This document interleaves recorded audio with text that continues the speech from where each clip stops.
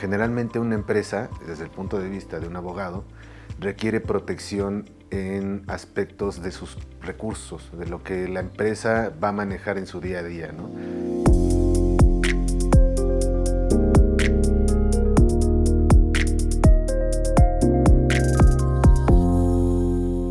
La diferencia entre un jurídico interno y un externo va a estribar más en la capacidad que tienen de resolver los diferentes tipos de problemas o de retos que va a enfrentar una empresa.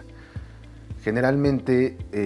por estas vías de los recursos que maneja una empresa, existen cuestiones que son más del día a día, más específicas de una empresa que puede cubrir un jurídico interno, y cuestiones que tienden a ser extraordinarias y que un jurídico externo puede cubrir con mayor facilidad. Esta diferencia o esta facilidad que tiene el jurídico externo de manejar estos recursos extraordinarios, estas cuestiones como serían demandas, como serían procesos extraordinarios, licitaciones, etcétera, donde es necesaria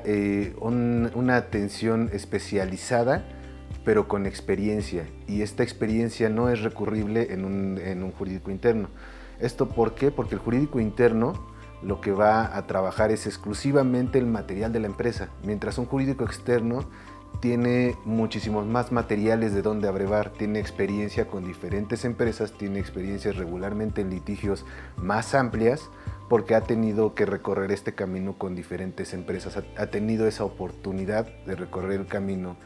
en la vía jurídica con diferentes empresas.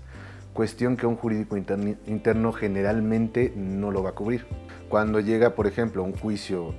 relativamente importante o un juicio en el que hay que intervenir con experiencia en litigio,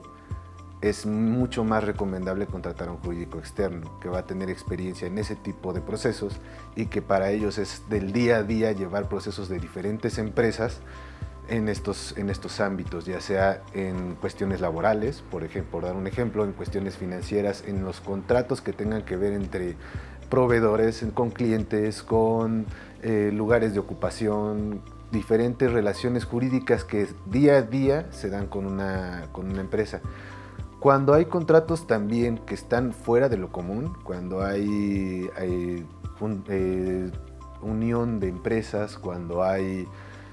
trabajos en común, cuando hay contratos muy grandes, también es importante o es muy recomendable la intervención de un jurídico externo, porque el jurídico interno nuevamente se va a limitar a la experiencia que contiene el día a día de la misma empresa, mientras que el jurídico externo, con la información que tiene, le puede dar más cobertura a un asunto de esta naturaleza.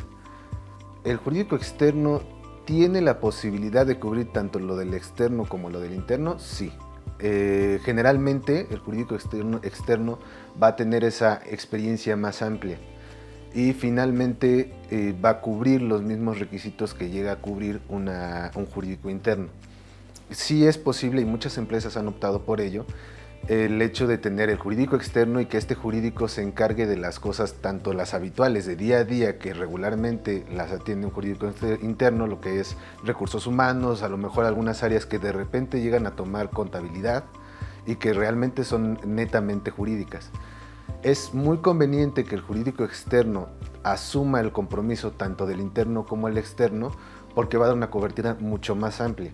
Esta cobertura va desde los contratos simples de los trabajadores del día a día, de sus cuestiones de prestaciones, de cuestiones de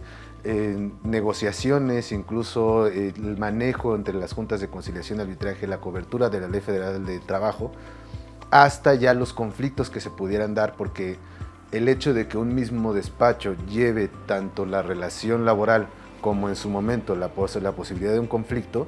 facilita mucho más la atención integral y personalizada de un asunto de esa naturaleza.